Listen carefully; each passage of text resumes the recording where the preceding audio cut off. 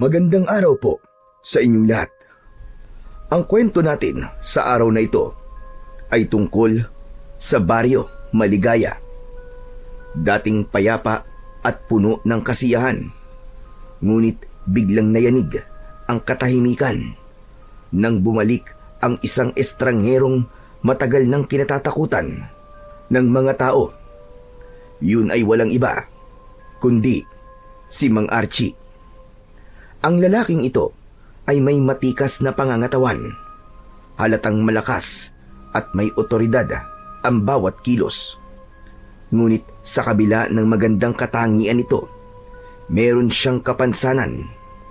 Bulag ang kanyang isang mata, at dahil sa kapansanan ito, naging kaaway siya ng mga taga-baryo. Kaaway na kanilang kinatatakutan. Kahit ilang taon na ang lumipas. Dahil sa kanyang muling pagpapakita, muling nabuhay ang takot sa puso ng bawat isa. Ngunit bakit nga ba siya labis na kinatatakutan? Ito ay sapagkat hindi nila nakalimutan ang unang pagkakataon na siya ay napadpad sa baryong yun. Noon pagdating niya, naging sunod-sunod ang naging kamalasan ng mga tao. Natatagpo ang patay ang mga alaga nilang hayop na parang sinipsip ang dugo.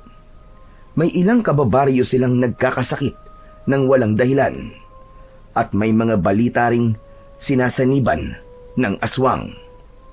Lahat ng ito ikinabit nila sa kanyang pangalan.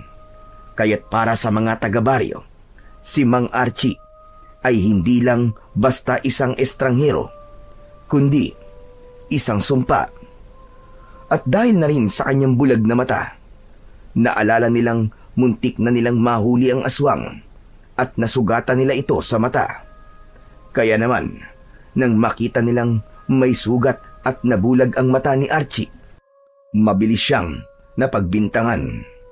Aswang daw ang estranghero, masama, mapanganib, at dapat nakatakutan.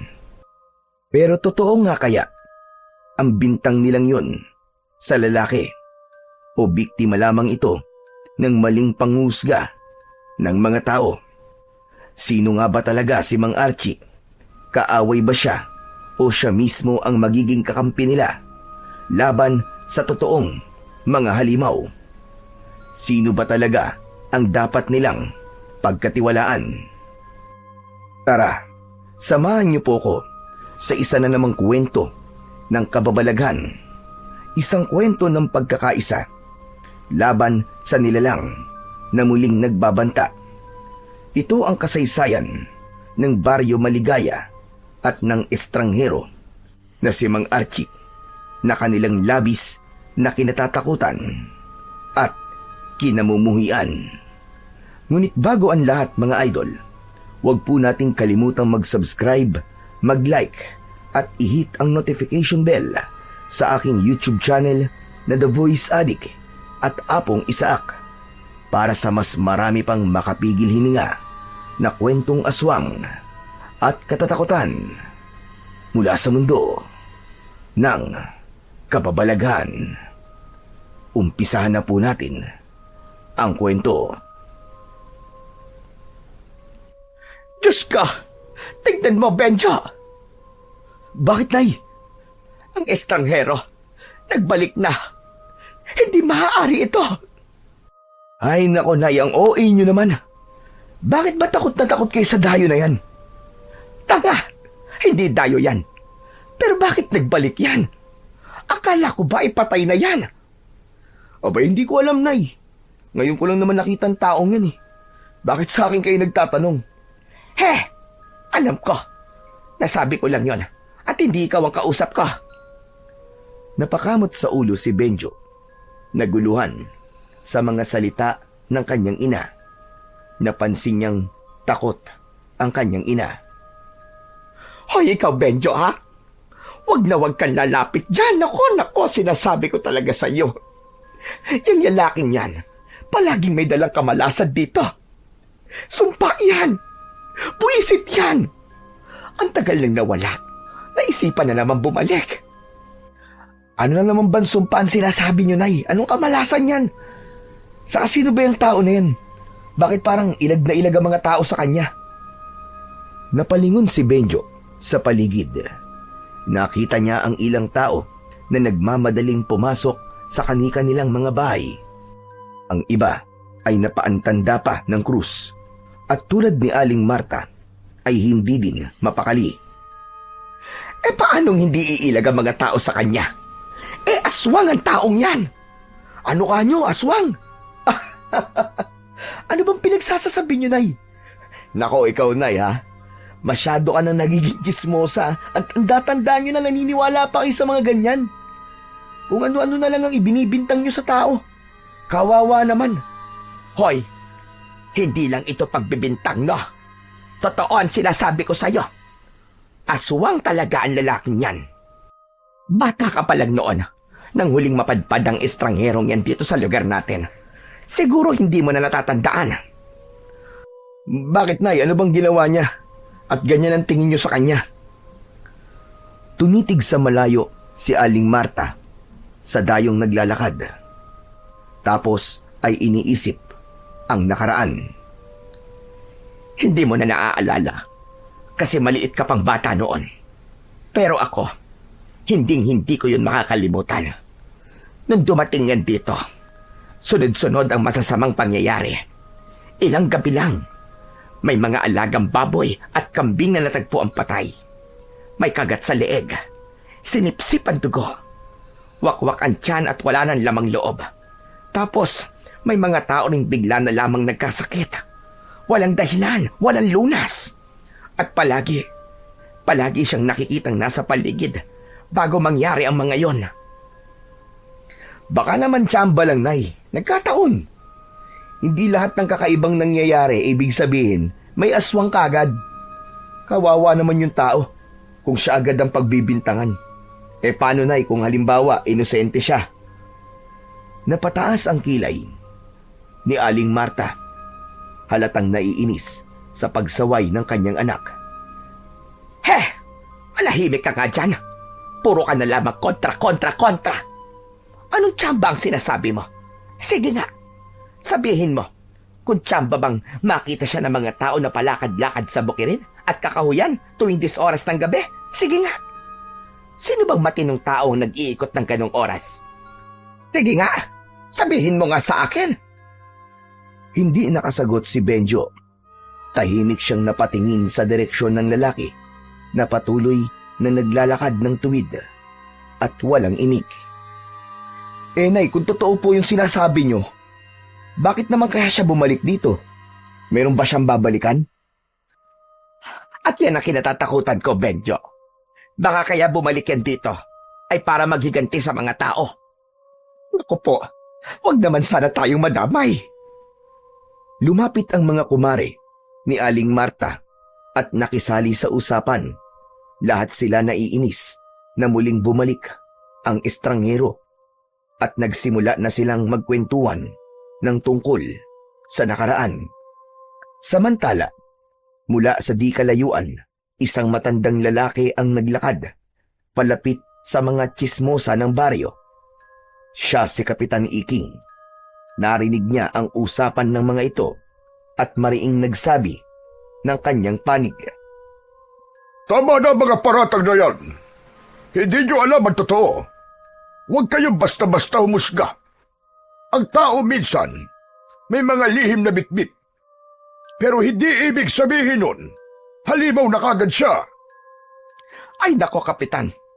Ikaw pa talaga ang magtatanggol dyan. Hindi mo ba naaalala ang mga nangyari noon?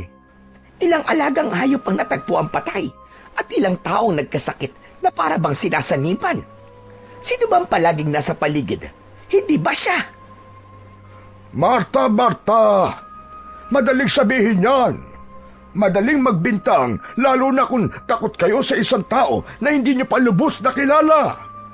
Pero isipin nyo, lahat ng paratang na yan ay salita lang. Bakit?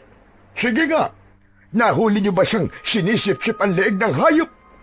Nakita nyo ba siyang gumagawa ng masama? O puro sabi-sabi lang? Napakamot ng ulo si Benjo. Halatang naguguluhan sa kanyang mga naririnig. Pero Kap, wala naman pong pruweba. Bakit parang lahat po ng tao, iwas po sa kanya? Kahit ako, ewan ko ba? Parang kinakabahan na rin po ako sa presensya niya. Dahil sa takot iyo. Takot na pinalaki ng mga kwento at haka-haka. Pero tandaan nyo, hindi porket naging bukang bibig ng marami, ay katotohanan na kagad. Kailangan nating maging patas. Sa bagay, may punto po kayo, Kap. Kung puro takot lang ang basihan, baka nga mali ang iniisip natin. Napairap si Aling Marta. Hindi kumbinsido. Sos! Nagkampihan pa kayo. Paano kung totoo mga kwento at binabaliwala lang ninyo? Paano kung mangyari ulit yung nangyari noon? Sige nga. Pag nagkasakit ulit ang mga tao, o may hayop na naman na mapatay, anong gagawin nyo? Kung ganon, ako mismo ang haharap sa kanya. Ako ang kapitan dito at responsibilidad kong protektahan ang lahat ng mga mamamayan dito.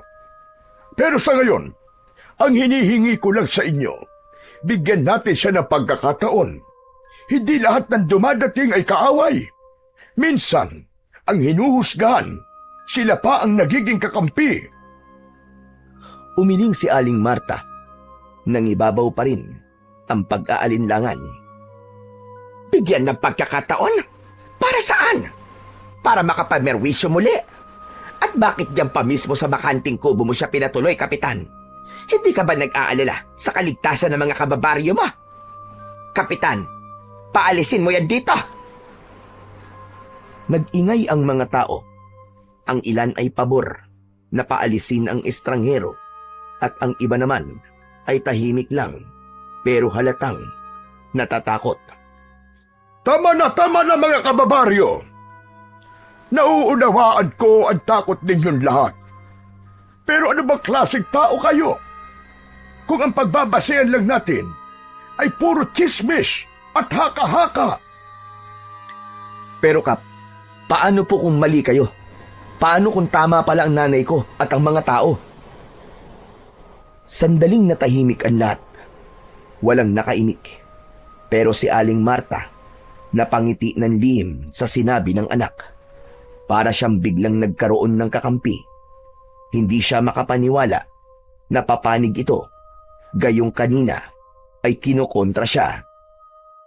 Kung mali ako ang mananagot.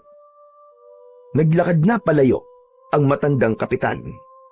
Tinungo niya ang kubo kung saan tumutuloy ang estrangherong lalaki. Pagpasok niya, nakita niya ang lalaki na nakaupo sa isang lumang upuan. Hawak nito ang kanyang sintido at nakatingin sa kawalan. Maya-maya pa ay lumingon ito. Hindi ito nagulat nang makita si Kapitan Iking. Sa halip, bahagya siyang ngumiti. Kumusta ka dito? Hindi po masyadong ayos. Narinig ko po mga sinabi nila. Ay nako! Bakit? Hindi ka pa ba sanay sa kanila? Kapitan, sanay naman na po ko at hindi na rin ako nagtataka. Medyo nasasaktan lang ng konti kasi hindi pa rin pala nila nakakalimutan yung chismis nun. Na isa akong halimaw, may dalang gulo at kamalasan. Archie, hindi madali ito. Ang mga tao rito, matagal nang takot sa'yo.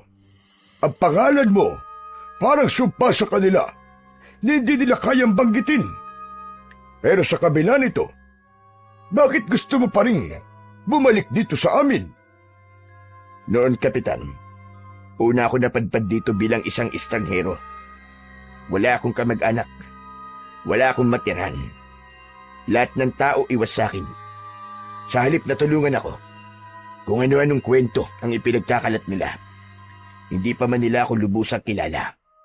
Aswang na kagad ang tingin nila sa akin. Pero, huminga ng malalim si Archie bago nagpatuloy sa pagsasalita. Pero ikaw, Kap, ikaw lang ang tumanggap sa akin. Bumalik ako para tumanaw ng utang na loob sa inyo. Sa lahat ng mga taong nandito, ikaw lang ang naniwala na hindi ako ganun, kagaya ng iniisip nila. Hindi ko makakalimutan yun, Kap. Ginawa ko lang naman ang tama. Pero hindi ko rin maitago na nahirapan akong ipagtanggol ka noon. Lahat ng tao galit sa'yo. Hanggang ngayon, dala nila yung alaala ng mga masasamang nangyari noon. At lahat ng yun ay ibinuntun sa'yo. Alam ko yun, Kapitan. At tanggap ko na hindi ko na mababago ang isip nila tungkol sa akin. Kahit ipaliwanag ko na ako'y hindi aswang. Hindi sila maniniwala. Pero bakit hindi mo subukan? Linisin mo ang pangalan mo sa kanila. Hindi ako bumalik dito para linisin ang pangalan ko, Kap. Bumalik ako dito dahil may banta. At ayokong hayaan na masira ang baryong ito sa kamay ng mga tunay na halimaw. Tunay na halimaw? Ano bang ibig mo sabihin? Tama kayo ng narinig, Kap. Kaya ako bumalik ay dahil may nalaman ako na dito sasalakay ang mga aswang. Ano ka mo? May banta po ng aswang dito sa baryo nyo, Kap. Naku, Sus Mariosep, kung totoo sinasabi mo, malaki itong pasanin para sa lahat. Pero paano natin mapapaniwala ang mga tao kung ganyan ang reputasyon mo? Abay sa paningin nila, ikaw ay isang aswang. Sanay na ako, Kap. Buong buhay ko, iniiwasan ako ng mga tao dahil sa itsura ko. Kinukutsa ako at pinagbibintangan ng kung ano-ano. Pero wala akong pakialam kung anong isipin nila sa akin. Ang mahalaga sa akin, mapangalagaan ko itong baryo mo. Bilang pagtanaw ng utang na loob ko sa inyo, Kapitan. Salamat naman kung ganun. Handa ka magsakripisyo para sa baryo na to, para sa katahimikan. Pero may tanong lang ako. Ano ka ba talaga, Archie? Ano ang pagkatao mo? Tumayo ang estrangherong si Archie. Inilapag niya ang bag sa mesang maliit at saka marahang binuksan. Inilabas niya ang mga nakatagong mga matutulis na patalin, mga lubid at ilang gamit na hindi karaniwan. Tinignan niya si Kapitan ng diretsyo. Hindi ako aswang, Kapitan. Kundi, isa akong manunugis ng mga halimaw na kinatatakutan nila. Kaya ako madalas na nasa bukid o kaya nasa kakahuyan dahil doon naglalagi ang mga nilalang na yon. Halos hindi ako matulog para lang magbantay sa gabi, para masiguro na walang mabibiktimang mga tao. Ganun ba? Grabe pala ang sakripisyo mo iyo. Hindi ko akalaing yun ang ginagawa mo, kahit na binabatikos ka ng lahat. Kaya nga po kung tutusin, marami sa kanila ang utang ang buhay sa akin. Pero kahit kailan, ay hindi ko yun ipinagmalaki o naningil man lang sa kanila. Nanahimik ako. At nang matapos ang problema dito nun, umalis ako. At ngayon bumalik ako. Dahil may nakapagsabi sa akin na bumalik na nga sa baryo ang mga aswang. Kung ganun, hindi pa natatapos ang laban. Hindi, Kap. At baka nga, ngayon pa mas mapanganib. Kung ganun, paano kita matutulungan? Tulungan mo lang ako na hindi ako pakialaman ng mga tao dito. Ayos lang na pag-isipan nila ako ng masama. Basta't wag lang nila akong guguluhin. Mukhang mahihirapan tayo dun Hindi madali ang gusto mo. Alam mo naman ang mga tao dito. Nako, pag nagkaroon ng chismis o isang insidente na may kinalaman sa mga aswang, tiyak na ikaw na naman ang pagbibintangan. Abay baka pati ako pag-isipan pa rin nila ng masama at sabing kumakampi ako sa isang aswang. Hindi ko po hinihingi na ipagtanggol niyo ako, Kap. Ang hinihingi ko lang ay katahimikan. Hayaan niyo lang po sila magsalita ng kung ano-ano tungkol sa akin. Ayos lang ho yun. Dahil kapag dumating ang oras na sumalakay ang mga tunay na halimaw, Doon nila makikita kung sino talaga ako.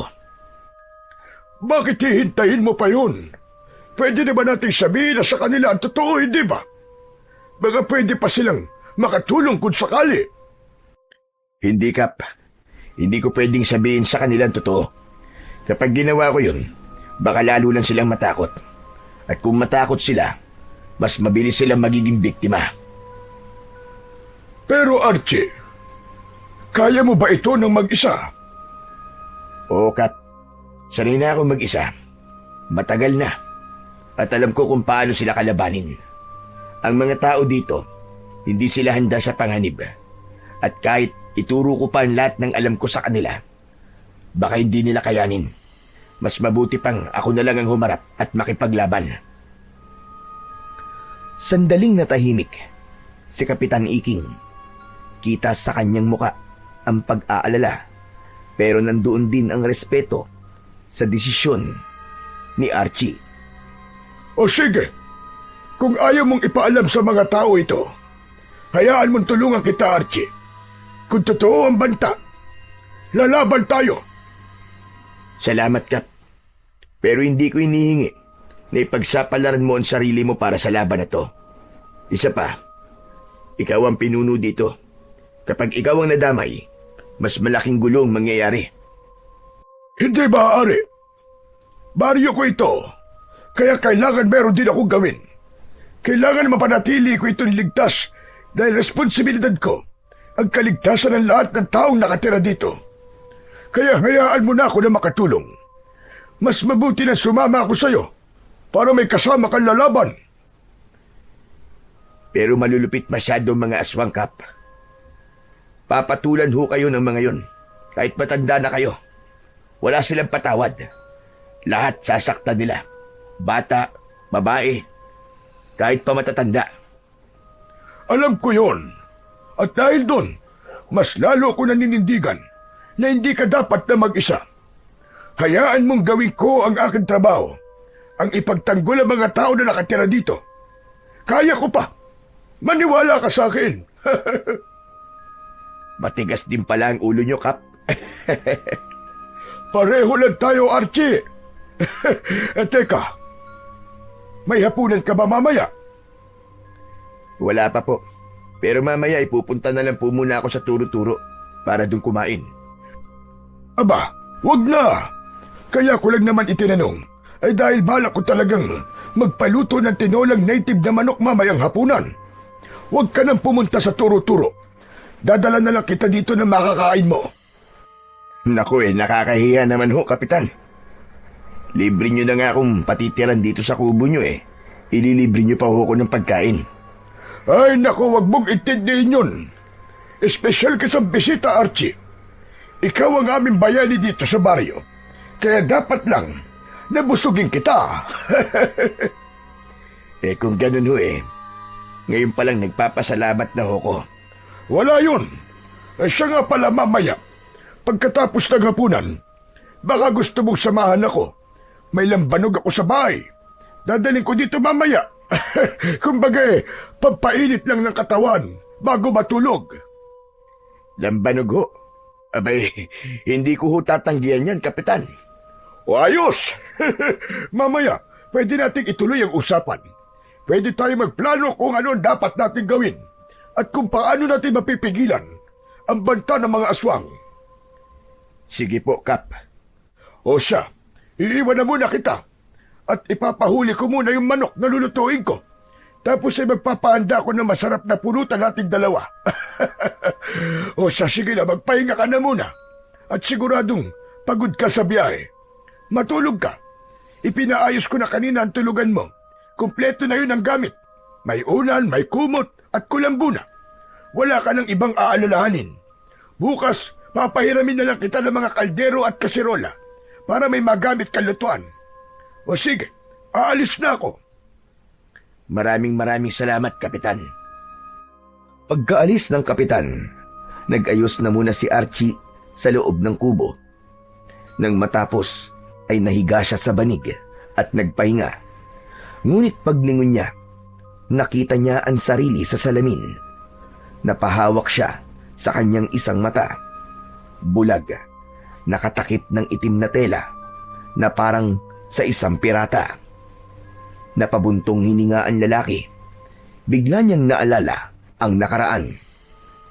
20 taong gulang pa lang siya noon nang unang tumungtong sa baryo.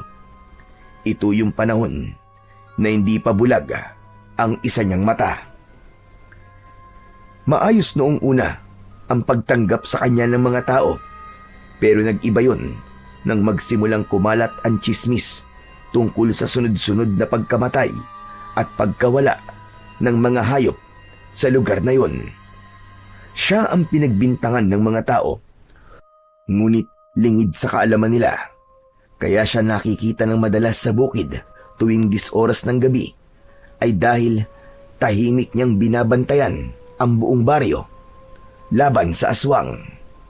Siya ang nakipaglaban upang hindi mamugad ang mga aswang sa gubat. Plano ng mga aswang noon na gawing aswang ang mga tao sa lugar ngayon para magpalakas ng kanilang puwersa, at natuklasan ito ni Archie.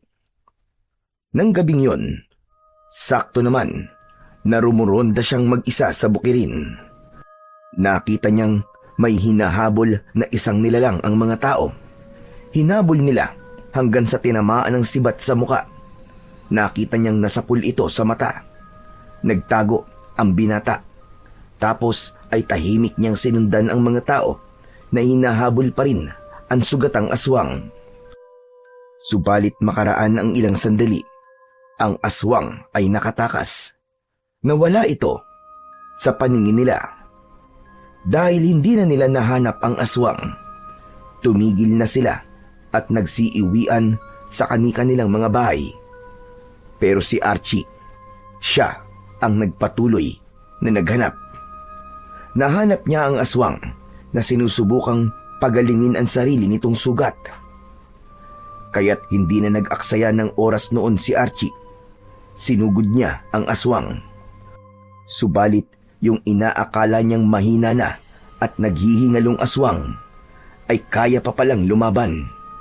Inatake siya nito bigla at nakalmot ng aswang ang kanyang kanang muka at sumentro ang kuko nito sa kanyang mata. Dahil doon, kaya siya nabulag. Bilang ganti, sinaksak niya ang aswang ng isang sagradong punyal hanggang sa mamatay ang aswang. Kinabukasan, nang makita ng mga tao ang sugat ni Archie sa mata, agad nila itong iniugnay sa natamong sugat ng aswang. Dahil dito, mabilis siyang nausgahan ng lahat. Para sa kanila, ang pagkabulag niya ay patunay na siya mismo ang nilalang na kanilang kinatatakutan. Doon nagsimula ang takot ng mga tao sa kanya. Hindi dahil sa may napatunayang may kasalanan siya, kundi dahil sa sugat na iniwan ng laban na yon. Hanggang ngayon, dala-dala niya ang bigat ng maling akala. Si Archie ay hindi isang halimaw, kundi mula siya sa pamilya ng mga antingero. Bata pa lamang siya nang masaksihan ang pinakamadilim na gabi ng kanyang buhay, ang gabing pinaslang ng mga aswang ang kanyang ama at mga kapatid. Bagamat may anting-anting ang kanyang ama noon, hindi nito nakayanang ipagtanggol ang sarili, lalo pa at ginamit ng mga aswang ang mga anak bilang panangga laban sa kanyang kapangyarihan. Isa-isang pinaslang ang kanyang mga kapatid, at dahil sa matinding konsensya at panghihinayang, nawalan ng lakas ng loob ang kanilang ama. Pinili nitong mamatay kaysa mabuhay na dala ang bigat ng pagkatalo at ang katotohanang hindi niya naipagtanggol ang sariling mga anak. Si Archie lang ang nakaligtas. Galing siya noon sa gala at habang papalapit sa kanilang bahay, nakita niya mismo ang maraming aswang na nagmamadaling lumabas at mabilis na naglaho sa dilim. Doon niya nadatnan ang karumal-dumal na sinapit ng kanyang buong pamilya. Mula noon, isinumpa ni Archie na ilalaan niya ang buong buhay sa pagpuksa sa mga aswang. Ilang sandali pa ay dumating na si Kapitan. May bitbit itong ilang baunan at isang galon ng lambanog. Agad niya itong ipinasok sa loob ng kubo. Halika na, Archie. Kumain na tayo. Siguradong masarap itong tinola. Huwag kang mahihiya, ha? At pagkatapos nito, sisimulan na natin ang ating pag-inom. Agad na inilapag ng matandang kapitan ang mga baunan sa mesa at binuksan isa-isa. Kumalat sa buong kubo ang mabangong amoy ng tinola. Umuusok ito. May konting ginataang gulay din, pritong tilapia at mainit-init na kanin. Bakap, napakabango naman ang mga dala mo. Ngayon pa lang parang nagugutom na ako Abay, siyempre. Masarap magluto ang kasama ko sa bahay. Saka hindi pwedeng simpleng pagkain lang ang ihahain ko sa'yo. Dapat espesyal ang lahat. Oh, heto ang tinola. Tikman mo. Malambot ang karne at malasang malasa talaga. Kaagad nang naupo si Archie at hinarap ang pagkain. Agad siyang kumuha ng sabaw at nalasahan ng init at linamnam nito. Napahinto siya sandali at napangiti. Bakap, totoo nga, masarap Malasa ang sabaw, saka tamang-tama ang timpla ng luya at malunggay. Namiss ko ito, Kap.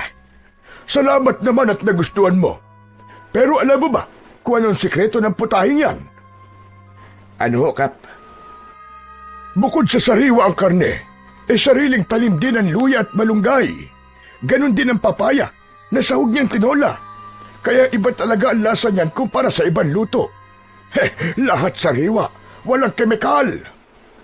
Ayos po yun Maganda sa katawan ng ganitong pagkain. Pampalakas. Tama ka. O sige na, kumain ka lang Magpakabusog tayong dalawa. Habang kumakain, nagpatuloy sila sa masayang usapan tungkol sa kanilang kinakain. Napaisip si Archie habang sinusubo ang tinola. Hindi lang dahil sa sariwang sahog at gulay, kaya masarap ang lasa nito. Ang tunay na dahilan ay ang pakiramdam ng pagtanggap at pagpapahalaga. Para kay Archie, yun ang unang pagkakataon matapos ang matagal na panahon na may taong nagmalasakit sa kanya. Pagkatapos kumain, nagsimula na silang uminom. Alam mo, iyo, kung ako lang ang masusunod, gusto ko matigil na ang chismis tungkol sa iyo Pero alam mo naman ang mga tao dito, di ba? Huwag na po kayong mag-alala, Kap. Ayos lang po yun. Tulad ng sinabi ko, naiintindihan ko naman sila. Masaya na po kung may naniniwala sa akin, maski isa. Sapat na ho yun. Nagpatuloy ang kanilang inuman hanggang sa hindi na nila namalayan ng oras. Lumalim ang gabi at inabot pa sila ng madaling araw. Habang tumatagal, lalo pang naging masaya ang kanilang kwentuhan. Nagbahagi sila ng kani-kanilang karanasan sa buhay. Masaya sila at panay ang tawanan, tapos biglang malulungkot. Paiba-iba sila ng emosyon. Habang lumalalim ang usapan nila, isa lang ang napagtanto nila. Parehas silang walang sariling pamilya. Pareho silang tumandang binata.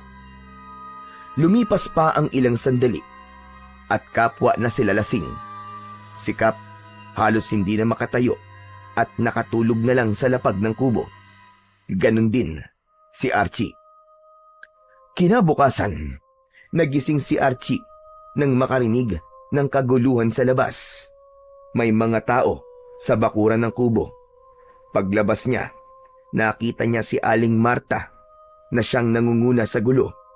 Sigaw ito ng sigaw at galit na galit sa hindi niya malamang dahilan. Halos lahat ng mga kapitbahay ay naroon. Ikaw na hayop ka! Ang kapal ng mukha mo magpakita pa dito sa harap namin! Malas ka talaga dito! Malas! Salot! Teka. Ano bang nangyayari? Bakit ho galit na galit kayo? Aba, at talagang nagmaang-maangang kapang hayop ka. Ang kapal talaga ng mukha mo. Wala akong panahon sa inyo. Kung wala kayong sasabing matino, magsialis kayo dito. Ang kapal ng mukha mo. Matapos mong patayin ng mga alaga kong baboy, ipagtatabuyan mo kami. Alam mo bang 2 araw na lang ay maaari ng mga baboy ko? Ilang buwan kong inalagaan tapos papatayin mo lang. Wala kang awa, animal ka. Umalis na ho kayo dito. Hindi ako pumatay sa baboy mo. Talaga ba? Tatanggi mo pa, ha? Hoy! Walang ibang gagawa nun kundi ikaw. Alam namin kung ano ka. Aswang ka! Huwag mong ipagkaila. Yung 2 baboy ko na pinatay at nilapa mo. Pambayad ko sana yun sa mga utang ko. Inaasahan ko na sana makakaahon kami kahit paano. Pero anong ginawa mo? Nilaman mo lang na parang wala lang. Umiyak si Aling Marta, pero ang galit ay nangingibabaw sa kanyang boses. Hindi ka ba tinatablan ng konsensya mo? Kung gutom ka, pwede ka naman mag-alaga ng sarili mong hayop. Pwede kang kumain hanggang magsawa ka. Wala kaming pakialam. Pero bakit pati pag-aari ng iba, pinakikialaman mo? Wala kang awa, hayop ka. Hayop na walang puso. Demonyo ka. Salot! Hindi ko alam kung anong sinasabi mo. Umalis kayong lahat dito. Lumapit si Aling Marta kay Archie at hindi nagpatalo sa titigan. Matatalim ang kanyang mga mata, puno ng galit at paninisi. Ikaw na salot ka. Hindi ka na dapat pabumalik dito. Simula nang tumungtong ka sa baryong ito, ikaw na ang dahilan kung bakit takot ang mga tao sa tuwing sasapit ang dilim.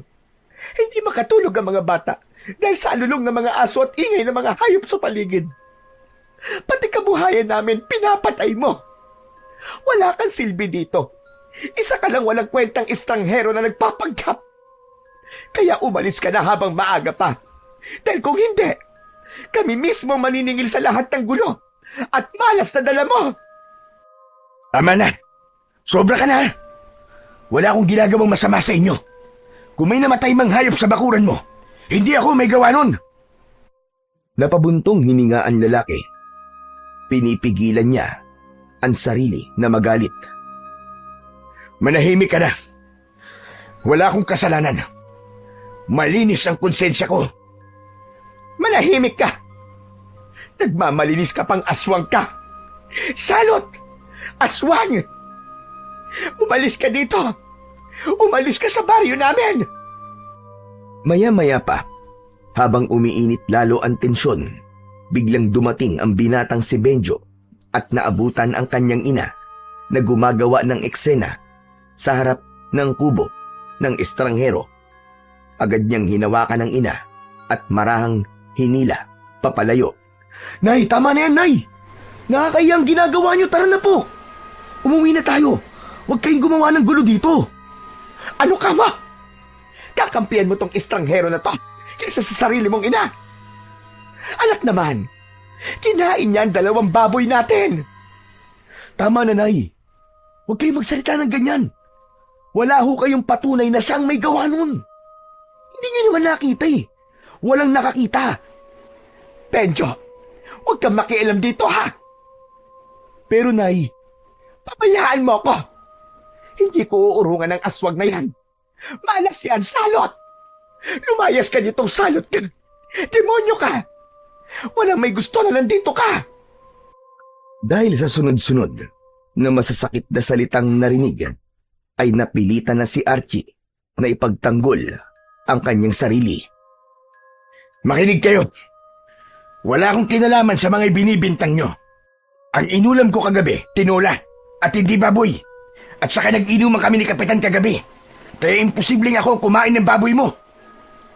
Eh sino? Sige nga! Sino? Sabihin mo sa akin kung sino! Hindi ko alam. Pero kung sakali mang aswang ako, hindi ako dito mambibiktima.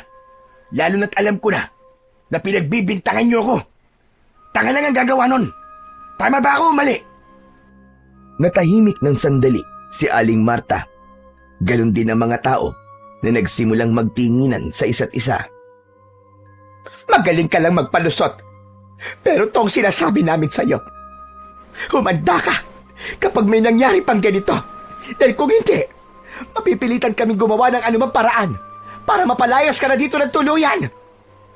Nay, ano ba? Tama na sabi. Huwag niyo nang palalain ang sitwasyon.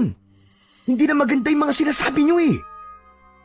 Abang nagtatalo pa ang mag-ina, tumalikod na si Mang Archie at papasok na sana sa loob ng kanyang kubo. Ngunit bigla siyang natigilan nang maramdaman niya ang malakas na pagtama ng bato sa kanyang likod. Napahinto siya at marahang hinaplos ang bahagi kung saan tumama ang bato. Dahan-dahan siyang lumingon. Tinignan niya ng masama ang mga tao. Tatalikod ka talaga! Hoy! Kahit ikaw pa ang pinakamabangis na aswag dito, hindi kita uurungan! Hindi ako natatakot sa'yo! Gusto mo maglaban tayo ngayon eh! Ipakita mo ang tunay mong anyo! Muling napako ang mata ng lahat kay Mang Archie. Hinintay kung ano ang gagawin niya, kung siya ba ay lalaban o magpapasensya. Habang patuloy na nag-iingay ang mga tao sa labas ng kubo, lumabas mula sa loob si Kapitan Iking. Hawak nito ang ulo na mabigat dahil sa labis na kalasingan kagabi. Ano na naman ba ito? Anong kaguluhan to? Kaya aga-aga nag-iingay kayo. Ayan, Kapitan. Namatay ang 2 baboy ko kagabi. Manganganak na ang mga yun eh. Sayang na sayang. Ayaw niyo naman kasing maniwala sa akin eh. Aswang ang lalaking yan at sigurado ako na siya na naman ang may kagagawan nun. Nako, kayo talaga. Bakit ba ang hilig niyo sa mga ganyan? Palagi na lamang kayong nagbibintang kahit wala naman kayong ebidensya. Paano niyong masasabi na si Archie ang may kagagawan nun? Magkasama kaming 2 kagabi hanggang ngayong umaga. Napasobra nga ang inom namin eh. Ano? Magkasama kayo na magdamag? Oo, medyo napasarap ang kwentuhan namin. Kaya inabot kami ng halos madaling araw. Kaya imposible na siyang may gawa ng sinabi niyo. Kung may nangyari mang masama sa mga baboy mo, hindi siya ang may kagagawan nun. Hindi siya ang may kasalanan. Nagkatinginan ang mga tao sa paligid. May ilan na tila nahiya. May iba namang halatang hindi pa rin kumbinsido, pero napilitan na lamang na manahimik. Teka, totoo ba yung sinasabi mo, Kapitan? Baka naman, dinadaya mo lang kami. Aba, bakit naman ako mandadaya? Ano ba tingin niyo sa akin? Kapitan ako rito, Marta. Hindi ako magsisinungaling para lamang pagtakpan ang masama. Kung may kasalanan talaga si Archie, ako mismo ang unang kakastigo sa kanya. Pero sa pagkakataong ito, kayo nagkamali. Hindi siyang may gawa. Dahil sa sinabi ng kapitan, biglang natahimik ang lahat. Ang ilan sa mga tao ay napakamot na lamang sa ulo. Tila nahiya sa kanilang naging paratang sa estranghero. Isa-isa na rin silang nagsiuwi. Si Mang Archie naman ay tahimik lang na tumalikod. Hindi na siya umimik at dahan-dahan na lang na pumasok sa loob ng kubo. Nagsara na siya ng pinto. Ay nako, sabi ko naman kasi sa inyo na masyado kayong mainit, kaya yan. O ano ka ngayon? Manahimik ka, kundi kukutusan kita dyan. Makalipas ang ilang sandali, ay napilitan na ring umuwi ang ginang. Masama ang loob niya na napahiya siya. Napakuyom ang kanyang mga kamao, halatang gigil na gigil. Mahuhuli ko din ang hayop na yan. Humanda siya. Babantayan ko siya. At sa oras na mapatunayan kong aswang talaga siya, patay siya sa akin. Hala si nanay, tama na nga yan, nay. Dami-dami niyo pa sinasabi. Pagka-uwi ng mag-inang Aling Marta at Benjo, tahimik ang buong bahay. Pumasok si Benjo at diretsong naupo sa bangko. Samantalang si Aling Marta naman ay padabog na isinara ang pinto. Halatang hindi pa rin humuhupa ang init ng ulo. Kung hindi ka lang sana nakialam kanina, anak, malamang napaalis na natin yung hayop na yun dito sa baryo eh. Ano bang naisip mo? At ipinagtatanggol mo pa siya?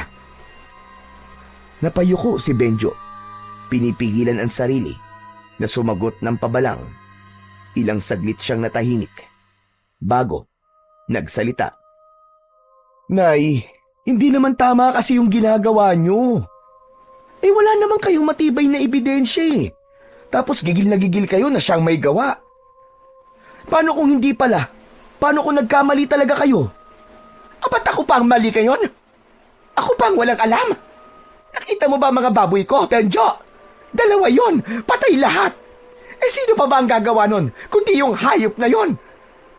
Nay, yun na nga yung sinasabi ko. Hindi pwedeng basta-basta tayo magturo ng walang patunay. Paano kung idemanda kayo ng tao? Ang hirap na nga ng buhay, maididemanda ka pa ng paninirang puri. Paano na? Paano kung makulong ka? O kaya pagbayarin ka ng danyos? Ang kapal na lang ng mukha niya kapag ginawa niya yon. Ay nako. Anong hay nako sinasabi mo? Hoy Benjo, kung makabuntong hininga ka dyan ha? Akala mo, hindi ako nanay mo ha? Parang mas kinakampihan mo pa yung estrangherong yun ha, kesa sa akin. Hindi agad nakasagot si Benjo. Umiling na lang siya. Sabay napakamot sa batok. Hindi naman sa ganun, Nay. Gusto ko lang itama yung nakikita kong mali. Kung may ebidensya, ako pa ang unang tatayo sa tabi nyo. Pero kung puro hinala lang, eh baka tayo mapahiya sa bandang huli. Namilog ang mga mata ni Aling Marta. Hindi makapaniwala sa narinig. Maya-maya pa, namuo ang luha sa kanyang mga mata. Ganun na lang ba kaliit ang tingin mo sa nanay mo, ha, Benjo? Na parang bang wala akong alam. Na parang wala akong kwenta. Na ako pa ngayon yung nagsisinungaling. Ganun pa. Nataranta si Benjo. Tumayo siya at lumapit sa kanyang ina. Nay, hindi ko naman po sinasabi na wala po kayong alam. Hindi rin po ako naniniwala na nagsisinungaling kayo. Pero Nay, iba po yung kutob sa ebidensya. Gusto ko lang po na sigurado tayo bago tayo kumilos. Ayoko kayong mapahamak, Nay. Eh ano ba gusto mo gawin ko? Tumingin na lang habang unti-unti tayo nilalamon ng malas na dala ng taong yan. Hindi ko kayang hayaang mawala ang lahat na pinagpagura natin, anak. Tulungan mo naman ako. Huminga ng malalim si Benjo. Ramdam ang bigat ng sitwasyon. Eh, ano po bang gusto niyong gawin ko, Nay? Gusto kong makakuha tayo ng ebidensya. Yung ebidensya na magpapatunay sa lahat na hindi nga ako nagkakamali. Na tama ang hinala ko na mula pa noon. Hindi ako papayag na lumipas sa mga araw na parang walang nangyayari. Kailangan masampal sa mukha ng lahat ng tao dito na totoo. Totoo ang sinasabi ko. At ikaw lang ang aasahan ko para doon, Benjo. Ikaw lang. Natigilan si Benjo. Ramdam niya ang bigat ng responsibilidad na ipinapasa sa kanya ng kanyang ina. Eh, Nay, paano halimbawa kung wala tayong makitang ebidensya? Meron, anak. Sigurado ako meron. Hindi ako maaaring magkamali. Kailangan lang natin na maging matyaga. Obserbahan natin yung tao na yon. Sundan kung kinakailangan. Alamin kung ano mga ginagawa niya tuwing gabi. May lalabas at lalabas na katotohanan. Himik si Benjo. Nakatitig siya sa kanyang ina na puno ng determinasyon. Kita pa rin ang luha sa mga mata, pero mas nangingibabaw ang galit at paniniwala. Ilang sandali pa'y napabuntong hininga siya at tumango.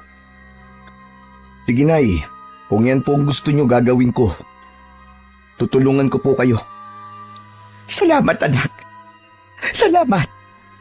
Alam kong maaasahan kita. Alam kong hindi mo ako pababayaan. Kailangan natin gawin ito. bago pa lumala ang sitwasyon dito sa baryo natin. Tumango na lang si Benjo kahit may halong alinlangan ang kanyang puso. Sa mga oras na yon ay hindi niya alam kung saan hahantong ang desisyon niyang yun na sundin ang utos ng kanyang ina. Samantala, pagsapit ng hapon bandang 6:00, naging kapansin-pansin ang pagbabago ng baryo. Ang dating masigla at maingay na kalsada ay biglang natahimik. Halos wala nang makitang tao sa labas. Ang mga tindahan ay nagsara ng mas maaga kaysa karaniwan. Kahit ang mga kariton ng mga naglalako ay wala na sa lansangan. Sarado na ang lahat ng mga pintuan. May mga nakatali pa na lubid at tinakpan ng itim na tela. Lahat ay takot na takot. Hindi lang bahay nila ang nilagyan nila ng proteksyon, kundi maging ang mga kulungan ng hayop ay nilagyan din nila ng mga pangontra. Sinabuyan nila ng asin ang mga bubungan at sahig at nagsabit ng mga nakataling bawang. May ilan na naglagay pa ng krus na yari sa kawayan at itinusok sa harap ng kulungan ng mga hayop. Samantala, sakto 10:00 ng gabi, naghanda si Benjo. Hawak niya ang maliit na flashlight at isang pamalo na matulis ang dulo. Lumabas siya ng bahay at naglakad sa kalsada.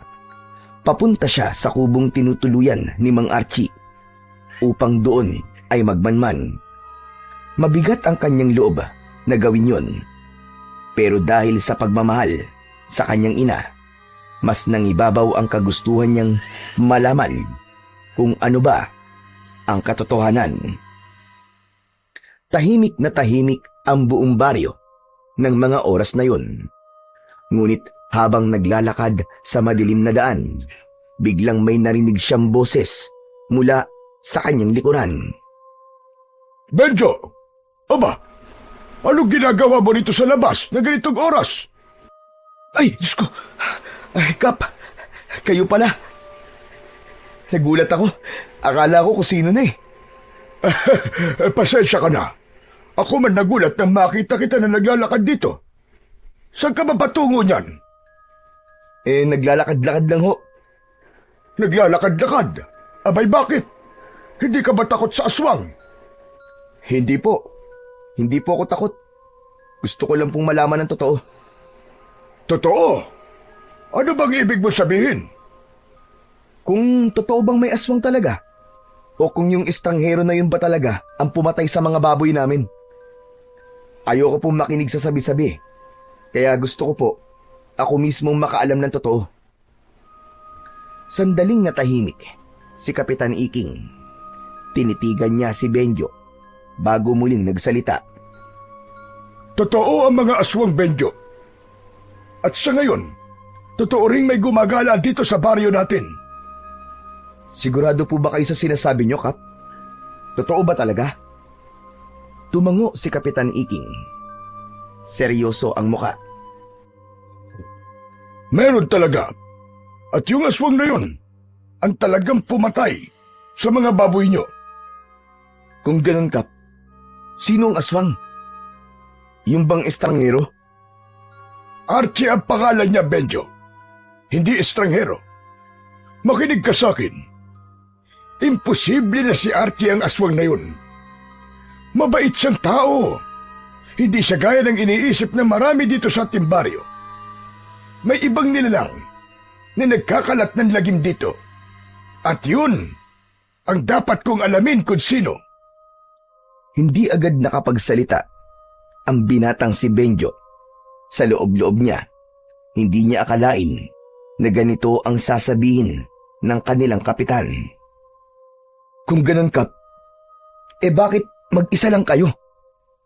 Hindi ba mas mabuting magpatawag kayo ng mga tanod para samahan kayo? Abakat, delikado tong ginagawa nyo. Gagawin ko din yan. Pero kailangan ko munang makita ang hayop na yun bago ko magpatulong sa buong barangay sa pagtugis sa kanya. Bago pa makasagot si Benjo ng kanyang saloobin, bigla silang nakarinig ng malalakas na alulong ng mga aso. Paulit-ulit, parang galit na galit. Natigilan ang dalawa. Kapwa nagkatitigan, bago muling nag-usap. Kap, narinig niyo ba yun? Oo, dun sa banda ron. Halika, puntahan natin. Kap, teka lang. Baka delikado eh. Kung takot ka, umuwi ka na. Sige na, ako na lang ang pupunta. Napakagat ng labi si Benjo. Kahit natatakot, hindi niya kayang pabayaang mag-isa ang kanilang kapitan. Hindi, Kap. Sige, sasama ako. Kailangan kong makita rin kung ano yun. Mabilis silang naglakad. Sinusundan ang tunog ng mga alulong. Habang papalapit sila, mas lalo itong lumalakas. Pati ang mga manok at baboy sa paligid, parang nagkakagulo. May mga ibon na biglang nagsiliparan. Pawisan na si Benjo. Kinakabahan siya. Pakiramdam niya, bawat hakbang nila ni Kapitan ay papunta sa isang bagay na kanyang kinatatakutan. Nang malapit na sila sa isang bahay, biglang tumigil si Kapitan Iking. Tumingala ito sa bubong ng bahay na yon. Medyo wag kang maingay. Tignan mo! Hayon! May aswang! Dahan-dahang tumingala din ang binata at doon halos manlumo siya sa kanyang nakita. Sa ibabaw ng bubong, may isang nilalang na nakadapo. Isang itim o mabalahibong tao na may matatalim at mahabang kuko. Pulang-pula ang mga mata at may dilang mahaba. Nakalawit at naglalaway. Halos hindi makahinga ang binata dahil sa labis na nerbiyos. Diyos ko po, may aswang nga. Nakakatakot ang itsura niya, Kap. Mabilis na hinugot ni Kapitan Iking ang dala niyang matalas na itak. Huwag kang maingay, Benjo. Kapag nakahalata yan, baka bigla tayo salakayin. Napakapit si Benjo sa katawan ng puno. Nanlalambot ang tuhod niya habang pinagmamasdan nila ang nilalang. Dahan-dahan itong gumapang sa bubong. Para bang may hinahanap. Ang alulong ng mga aso ay mas lumakas. Halatang ramdam din nila ang presensya ng halimaw. Kap, anong gagawin natin? Baka bigla tayong makita niyang aswang. Kung sakaling bumabayan, ako ang haharap sa kanya. Ikaw, tumakbo ka kagad at tawagin mo ang mga tao. Hindi ko kayo iiwan dito, Kap. Kung mamamatay tayo, sabay ho tayo. Ikaw ang bahala. Pero, handa ka ba talaga mamatay? Opo. Bagyang ngumiti si Kapitan Iking. Sa kamarahang tumango. Biglang tumigil sa pagkilos ang nilalang. Dahan-dahan itong iniangat ang ulo at nakatuon ang pulang mga mata sa direksyon nila. Para bang nararamdaman ito ang kanilang presensya. Nag-angat ito ng katawan at umungol ng malalim. Kasunod, ang paglabas-masok ng mahaba nitong dila na animo ay sa ahas. Nagtago sila sa likod ng malaking puno at nanatiling tahimik. Ilang sandali pa ay muling sumilip ang kapitan at nakita niyang hindi na nakatingin ang aswang. Hindi inalis ng kapitan ang tingin sa aswang, ngunit sa muling paglingon ng kalaban ay nahuli nito si kapitan na nakasilip. Bigla itong sumingasing. Naglabas ng tunog na parabang sa ahas. Nakita niya tayo, Kapitan. Anong gagawin natin? Humanda ka, iyo. Hindi natin maiiwasan to. Lalaban tayo! Sa isang iglap, tumalon ng aswang mula sa bubong at bumagsak sa gitna ng kalsada. Ilang hakbang lang ang layo sa kanila. Muling umalulong ang mga aso, mas malakas at mas marahas. Nakangisi ang nilalang. Tila pinapakita ang matatalas nitong mga pangil na may bakas pa ng dugo. lalong dumikit ang binata sa kapitan. Halos manginig na sa labis na takot. Ngunit matapang si Kapitan Iking. Sa tindig nito ay hindi niya uurungan ang kalaban. Handa siyang makipagsabayan at makipaglaban dito. Walang hiya ka! Ginilo mo ang baryo kung hayop ka! Humanda ka! Hindi kita mapapatawad! Tatapusin na kita ngayon! Ngumisi lang ang aswang. Tapos ay bigla itong nagbago ng anyo. Naging isang mabangis na itim na aso at hindi nila inaasahan ang sunod nitong ginawa. Tumakbo ito palayo sa kanila. Tinungo ang madilim na kakahuyan ng mabilis. Kap! Tumakas siya! Oo, pero babalik ang hayop na yun. Hindi yan titigil hanggat hindi siya nakakapambiktima. Naglakad ang kapitan papunta sa bahay kung saan nakadapo kanina ang aswang. Kumatok siya ng mariin sa pinto at ilang sandali ay may sumilip na tao. Dali-dali niyang inalam ang kalagayan ng pamilyang naroon. Nakahinga siya ng maluwag nang malamang ligtas naman ang lahat. Nag-alala siya ng gusto dahil alam niyang may bagong panganak na sanggol sa bahay na yun. At alam niyang yun ang dahilan kung bakit nakadapo ang aswang sa bubong ng bahay. Punterya nito ang inosenteng sanggol. Matapos masiguro ang kaligtasan ng pamilya, mabilis na nagdesisyon si Kapitan Iking. Hindi siya maaaring maghintay pa. Kailangan niya ng kakampi sa gabing yun. At ang unang pumasok sa isip niya ay si Mang Archie. Mabuti pa'y umuwi ka na, Benjo. Delikado na dito sa labas. Sige na, ako nang bahala. May kailangan lamang akong puntahan.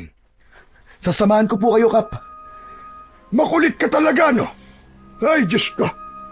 Bahala ka na nga. Pagdating nila sa bahay ni Archie, walang tao. Tahimik ang paligid.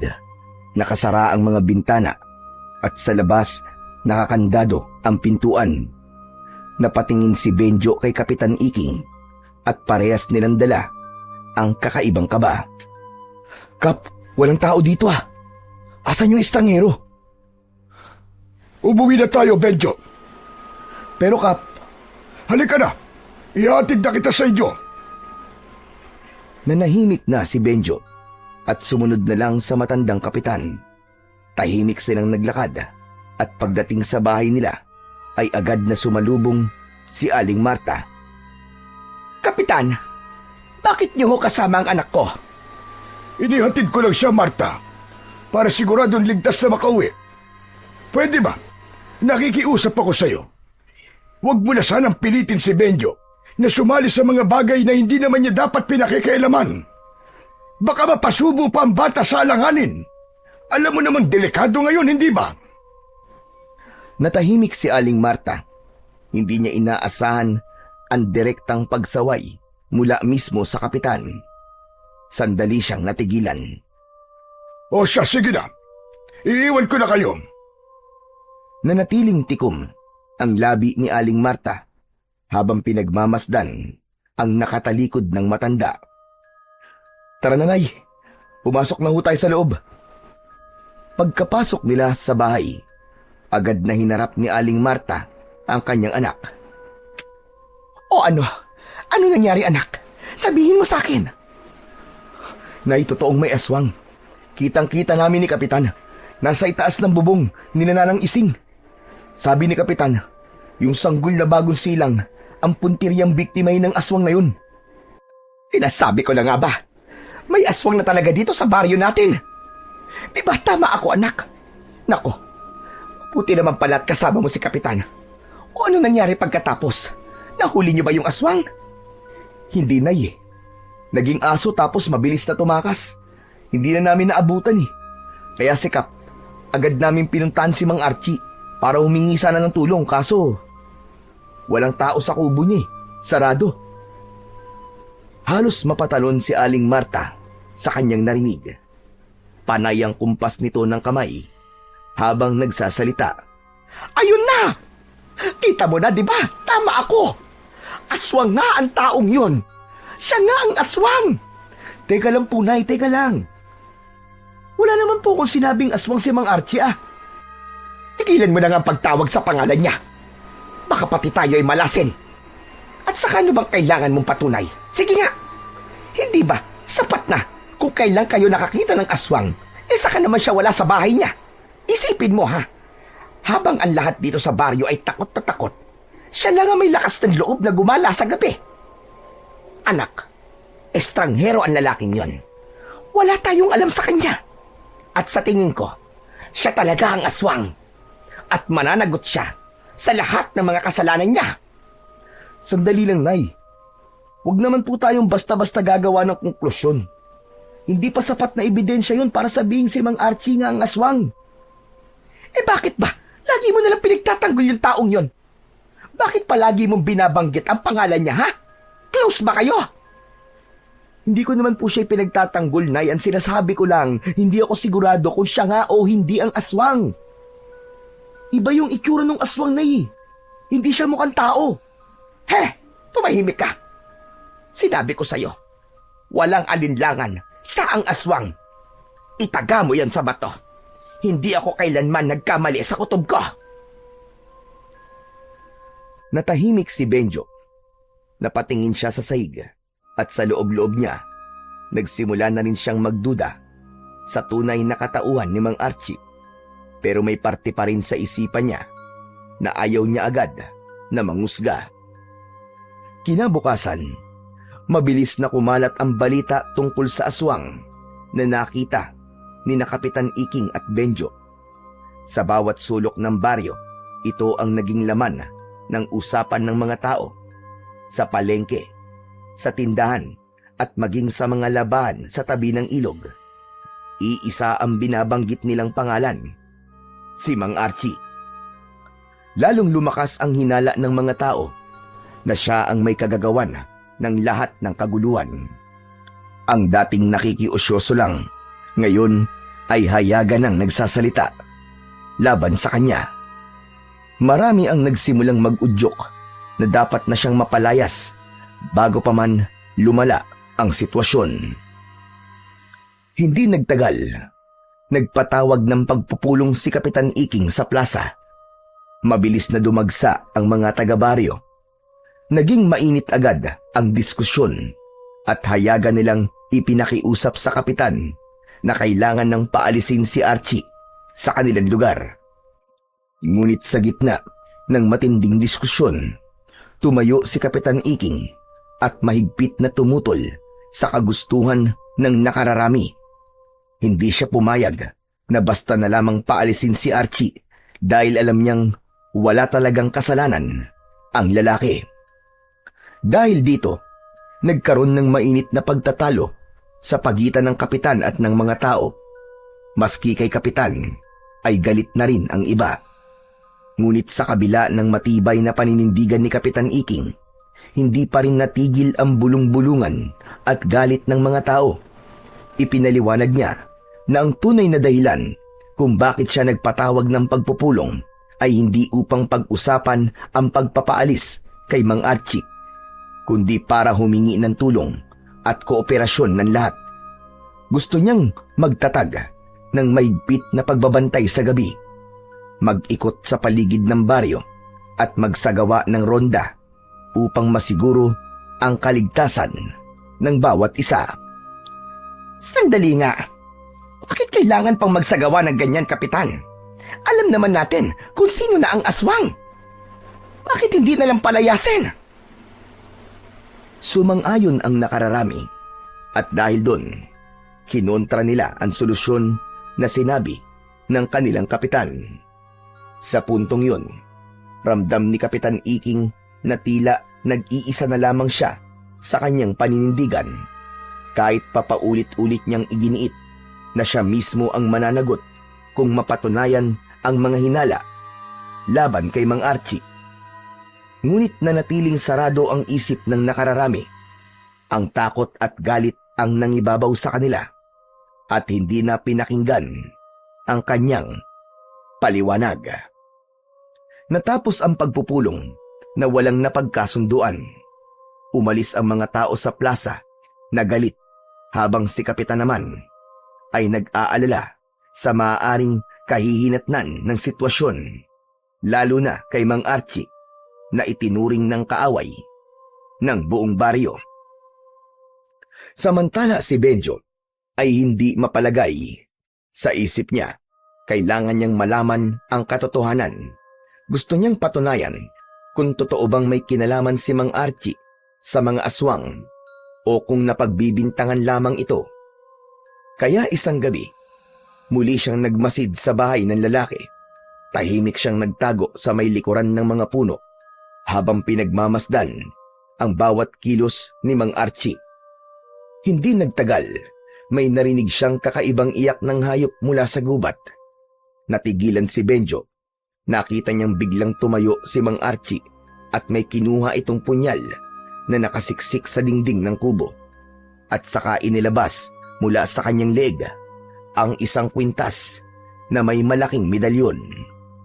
Kumislap ang medalyon sa ilalim ng sinag ng buwan. Dahan-dahang naglakad ang lalaki papunta sa gubat. Ito na yun. Malalaman ko na ang katotohanan. Aswang ka ba talaga o ano? Ano bang pakay mo dito sa baryo namin? Mabilis na sumunod si Benjo.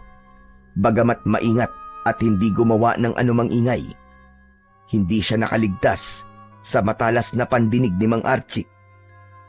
Sa biglang paglingon nito, nahuli siya ng lalaki. Hoy ikaw! Anong ginagawa mo rito, ha? Bakit mo ko sinusundan? Ha? Gusto kong malaman kung totoo bang ikaw nga ang aswang. Baliw ka ba? Kung aswang ako, kanina pa kita pinatay. At kung totoo ngang aswang ako, sa palagay mo ba, kailangan ko pa ang punyal na to? Sige na, umuwi ka na. Delikado rito sa gubat. Baka makasagabal ka lang sa misyon ko. Misyon? Anong misyon? Sabihin mo nga sa akin. Huhulihin ko at papatayin ng aswang na nagkalat dito sa baryo nyo. Ano? Mga aswang? Anong ibig mo sabihin? Hindi lang isa. Hindi lang dalawang aswang na narito. Isang grupo sila. Mga halimo na dapat mapuksa bago pa sila makapatay ng tao. Yun ang misyon ko. At yan ang rason kung bakit ako bumalik dito sa baryo.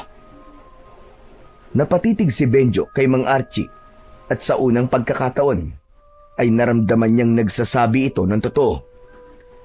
Ngayong alam ko na, Mang Archie, gusto kong sumama sa'yo. Kasama mo ko na laban sa mga aswang na yan. Baliw ka nga talaga.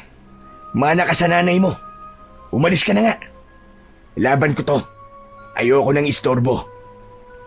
Hindi, Mang Archie. Baryo namin to. Responsibilidad ko rin to. Hindi ako pwedeng manahimik. Hindi ako pwedeng walang gawin. Alam ko, may maitutulong ako. Anong magagawa mo?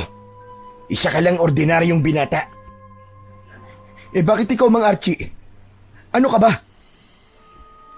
Isa akong antingero. Isang manunugis. Kaya kong harapin ang mga aswang. Matagal na akong manunugis ng mga halimaw na kagaya nila. Ikaw, wala kang alam. Hindi mo batid kung gaano sila kalakas at kadelikado. Basta, kahit ano sabihin mo, sasama ako. Tutulungan kita. Hindi pa natatapos ang kanilang pagtatalo, ay bigla silang natigilan. Nang biglang may lumitaw sa itaas ng puno, isang nilalang na may malaking pakpak na para bang sa paniki. Mapupula ang mga mata nito at may buhok na magulo. May mahaba rin itong mga kuko. Diyos ko! Aswang! Mabilis na kumilos si Mang Archie. Hinugot niya ang kanyang mahiwagang punyal mula sa kanyang bewang at mahigpit na hinawakan yun. Pagkatapos ay itinapat niya ang talim sa medalyon na nakasabit sa kanyang leeg. Pumikit siya at umusal ng mabilisang orasyon. Sa mismong sandaling yun, biglang kumislap ang medalyon. Hindi isang ordinaryong liwanag ang lumabas, para itong isang matalim na sinag. Dumaloy ang sinag, papunta sa talim ng punyal at mula roon, ay tumama ito ng diretso sa nilalang na nakadapo sa puno. Kasabay ng pagtama nito, isang nakapangingilabot na sigaw ang pinakawalan ng aswang. Halos mabingi si Benjo at si Mang Archie. Delikado ito. Nagtatawag na siya ng mga kasama. Sige na, Benjo. Umalis ka na. Pero umiling si Benjo kahit nanginginig ang tuhod at pawisan. Dahil sa nervyos ay hindi siya umatras. Hindi, Mang Archie. Sabi ko sa'yo, tutulong ako eh. Mamamatay ka rito, Benjo. Kahit na, tanggap ko yun. Haharapin ko to. Kesa naman sa habang buhay ako nabubuhay sa takot. Lumipad ng mabilis ang nilalang. Pababa, diretsyong sumugod kay Archie. Sa lakas ng hampas ng pakpak nito, napayuko silang pareho. Umalis ka na! Hindi mo to laban! Sige na! Pero tumakbo si Benjo at dinampot ang isang matulis na kahoy sa lupa. Kahit takot na takot, itinutok niya ito sa nilalang na lumilipad. Lalong tila ng gigil ang aswang. Muling lumipad ng paikot-ikot sa itaas na parabang nagmamasid at naghahanap ng tamang pagkakataon. Si Archie naman, kalmado lang at nakatingin sa kalaban. Ang medalyon sa kanyang leg ay patuloy na kumikislap. Bumaba ka dyan, demonyo ka! Maglaban tayong dalawa! Muling nagpakawala ng nakakabinging sigaw ang aswang. Sabay mabilis na lumusob muli. Sa pagkakataong yun, magkasabay na kumilos si Mang Archie at si Benjo. Unang tumama ang hawak na matulis na kahoy ni Benjo. Nasaksak niya ang aswang sa dibdib. Agad na bumulwak ang itim na dugo mula sa sugat at sa bibig ng aswang. Nanlisik ang mga mata nito at pilit pa ring umungol. Subalit, unti-unti itong nanghina. At bago pa tuluyang bumagsak, pumaling ang ulo ng nilalang at bumuka ang bibig nito na parang gustong sumigaw, ngunit puro impit na ungol na lamang ang lumalabas. Sa huli, bumulagta itong nakatihaya. Agad na lumapit si Mang Archie sa halimaw at sinaksak pa ang aswang sa dibdib nito, direkta sa puso. Isang apoy ang biglang lumitaw sa katawan ng kalaban at sinunog siya nito hanggang sa tuluyang naging abo. Teka, Mang Archie. Paano mo yung ginawa? Paano mo nasunog ang aswang? Dahil yun sa medalyon ko. Ito ang tinatawag na medalyon ng San Miguel Arcangel. Ang galing! Pero hindi ba mas magaling ako? Kasi napatay ko ang aswang na yan, maski wala akong ganyan. Sabi ko naman sa'yo eh, kaya kong lumaban. Makakatulong ako. Huwag kang masyadong magmalaki. Hindi pa tapos ang laban. Kung ako sa'yo, umuwi ka na. At huwag ka nang makisali pa. Ngunit muling tumanggi si Benjo. Dahil doon ay biglang hinawakan ni Mang Archie ang bewang ng binata at binitbit ito na parang hayop lang. Walang kahirap-hirap sa kanya ang pagbubuhat sa binata. Mabilis din ang kilos nito at ilang sandali ay nakarating na sila sa bahay ni na Benjo. Ano ba? Bitiwan mo ako! Ano ba? Mang Archie naman eh! Nakakalula ang ginagawa mo eh! Sa lakas ng kanyang sigaw, biglang lumabas si Aling Marta. Napasinghap siya nang makita si Mang Archie na bitbit ang anak niya. Agad siyang kumuha ng pamalo at sinugod ang lalaki. Hayop kang aswang ka! Bitiwan mo ang anak ko! Mga kapitbahay! Mga kapitbahay, may aswang! Tulungan niyo kami! Sunod-sunod ang ginawa niyang pagpalo kay Mang Archie habang pinagmumura ito. Nagsilabasan ang mga tao, dala-dala ang kanilang mga sandata, palakol 2x2 at kahit mga matatalas na itak. Hindi agad nakakilos si Mang Archie dahil sa bilis ng pangyayari. Napilitan siyang bitiwan si Benjo na bumagsak sa lupa. Nang makita ng mga tao, sabay nilang pinagtulungang paluin si Mang Archie. May isa pang biglang sumaksak sa kanyang likod. Pero laking gulat ng lahat nang hindi man lang ito tinablan. Tama na! Ano ba? Tigilan niyo na yan! Tama na! Mali kayo ng hinala! Hindi siyang kalaban natin! Hindi siya ang aswang! Ano ka mo? Ano bang pinagsasasabi mo, Benjo? Naitotoong sinasabi ko. Si Mang Archie, isa siyang antingero, isang manunugis. Isa siyang tunay na manunugis ng mga aswang, Nay. Kakampi natin siya, hindi kaaway.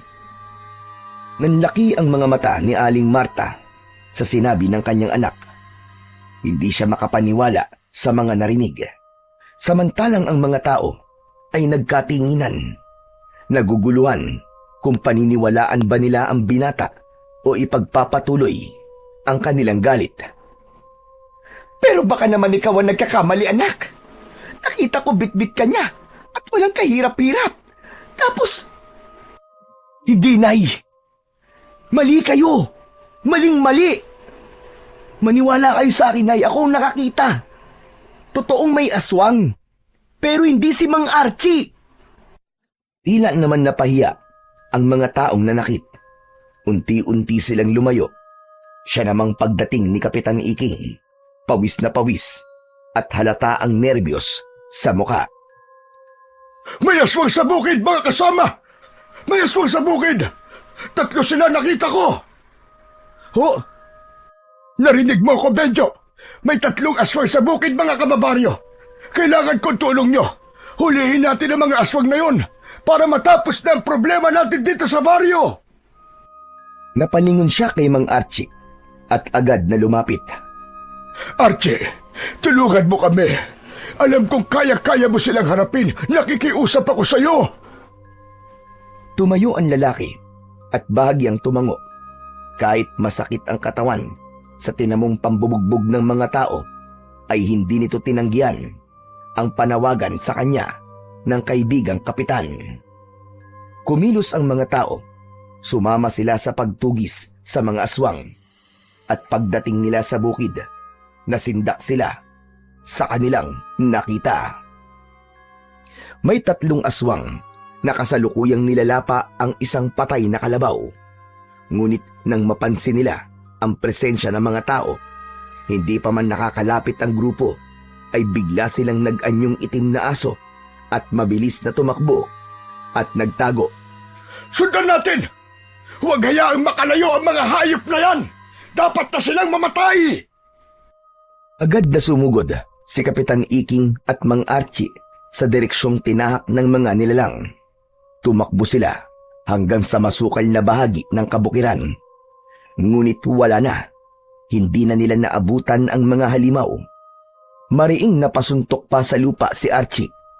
Gigil na gigil ito at napamura ng malakas. Mga bisit na yan! Magagaling talagang magtago! May araw din kayo. Matatapos din ang kasamaan yung mga hayop kayo. Tahimik lang ang mga tao. Ang ilan ay natigilan. Ang iba naman ay napayuko. Saksi sila sa lahat ng nangyari, kung paanong ang estrangherong kanilang kinatatakutan ang nanguna mismo sa pagtugis sa mga halimaw. Kung paanong ipinakita niya na wala siyang ibang hangad kundi protektahan ang baryo laban sa mga aswang. Habang naglalakad sila pabalik ng baryo, makikita ang hiya sa muka ng bawat isa. Ang kanina lang na nag-aakusa sa kanya, hindi na makatingin ng diretso sa lalaki. Ramdam nila ang bigat ng kanilang konsensya. Napagtanto nila na nagkamali sila ng paratang at panghuhusga. Sa kanilang pagbalik sa baryo, dumiretso sila sa barangay hall at doon nagsalita na si Kapitan Iking. Hinarap niya ang mga tao. Ngayon alam nyo na ang totoo. Hindi aswang si Archie. Isa siyang antingerong manunugis. Isang tunay na manunugis ng aswang. Matagal ko na itong alam. Pero hindi ko masabi-sabi sa inyo dahil ayaw niya. Bumalik siya dito hindi para manggulo, kundi para tulungan tayong lahat. Kung wala siya, malamang matagal na tayong napatay ng mga aswang na yon. Lagi niyo siyang nakikita sa gabi. Gumagala dahil nagbabantay siya sa dilim. Pinipigilan ng anumang pag-atake ng mga kalaban. Agad na umugong ang bulungan sa loob. Halatang nagsisisiyan ang mga tao. May ilan sa kanila na napayuko na. Tapos ay tumingin sila kay Aling Marta na pasimuno ng tsismis. Oo na! Oo na, kasalanan ko na! Huwag niyo na akong tignan ng ganyan! Dahan-dahang lumapit si Aling Marta. Nanginginig ang kamay. Naluluwa din ang kanyang mga mata. Archie, patawarin mo ako.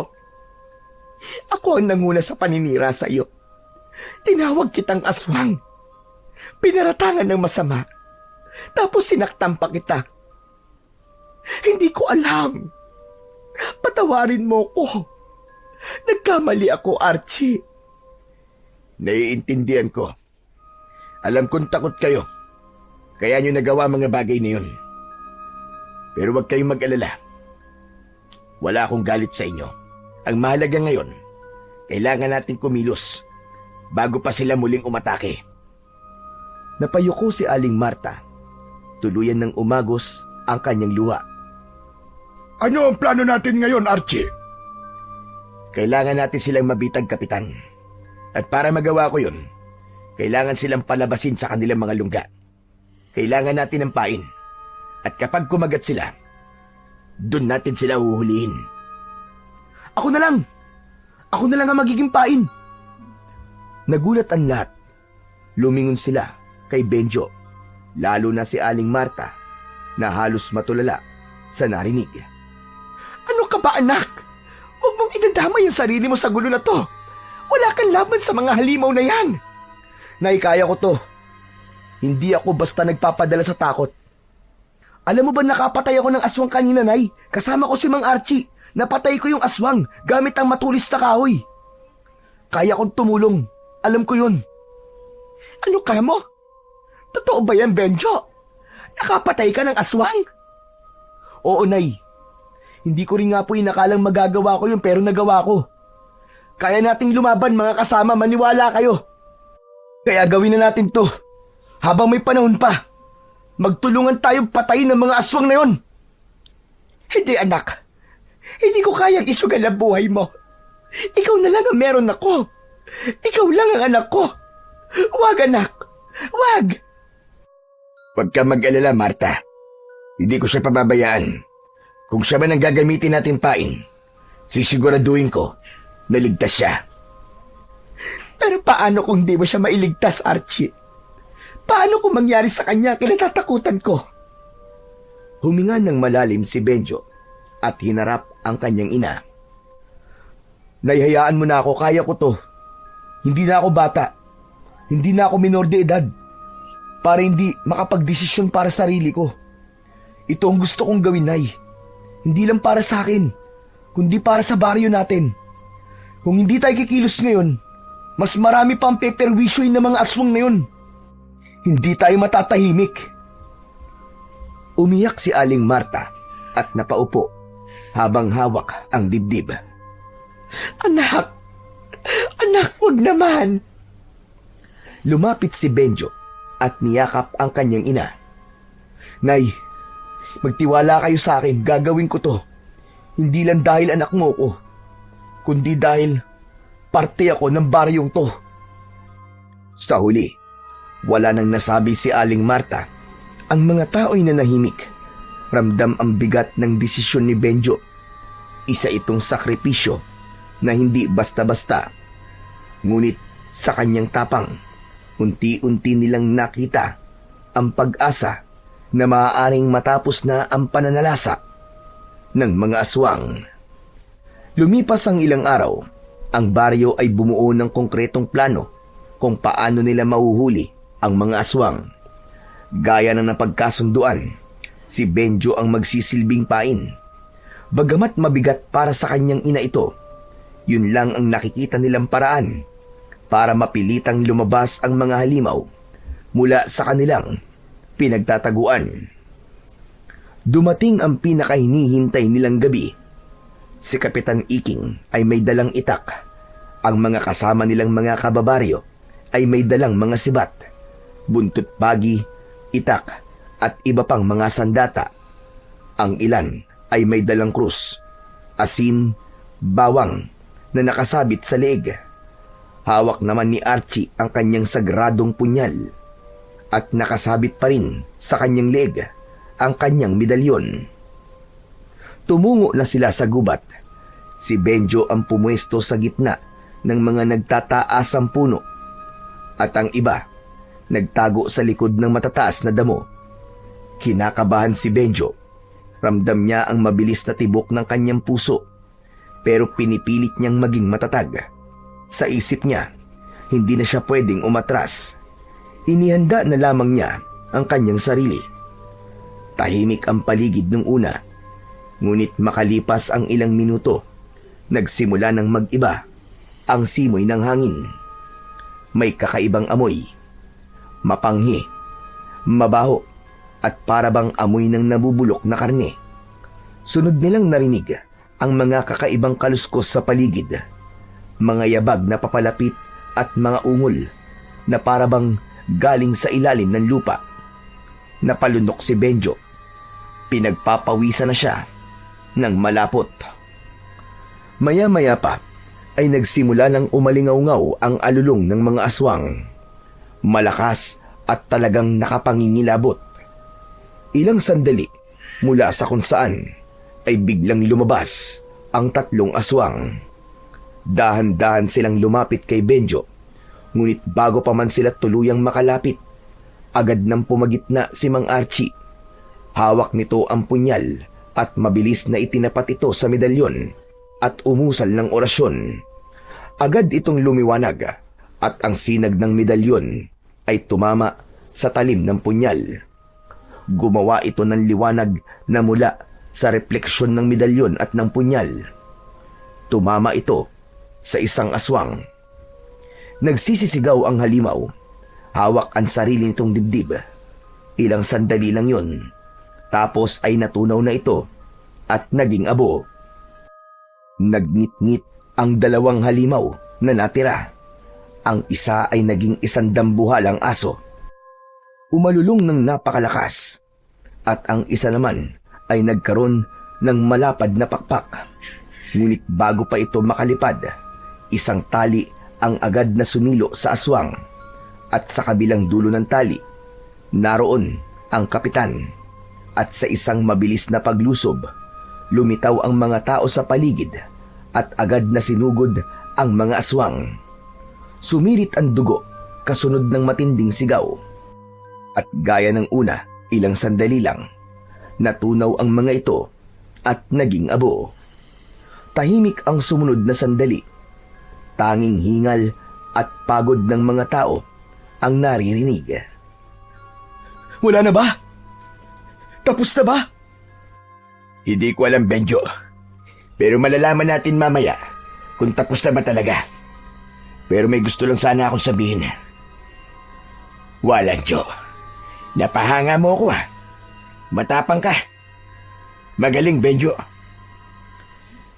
Pabalik na sana sila sa baryo, pero bigla silang tumigil nang may marinig na malakas na alulong mula sa di kalayuan. Sandali lang.